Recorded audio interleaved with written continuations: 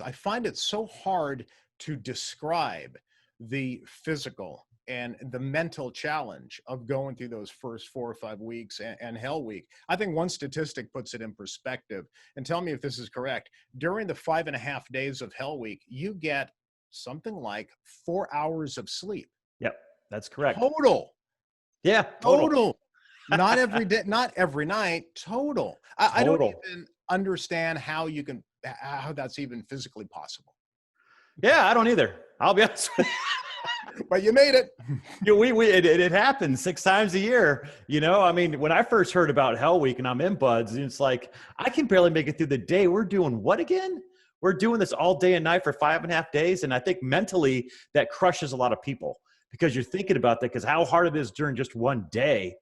And then just like keep going night, day, night. It's like, it's why the SEALs are the only one that the SEAL is the only one, the SEAL program is the only one that does it, and it's the reason we do that is we want to see how far you can go. We want to see how far your potential is, and you'll be astonished to see how far that you can actually go and do things when you're actually pushed and tested.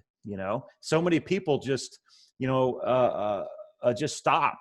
When they start to hurt or get to like 24-hour mark, but it's a war between your ears is what's happening. It's like, you never know what you can do unless you physically like are put one foot in front of the other. So Darren, I didn't think I was going to make it through, to be honest with you. I'm like, what? I looked at that, this huge obstacle, like, wow.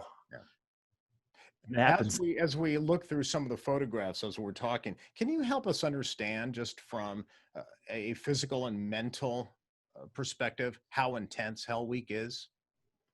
It's your number one. It's more mentally tough than anything, I'll be honest with you, because first of all, you're always shivering and you're always cold because you're always in the water. You're always moving, and that's another thing.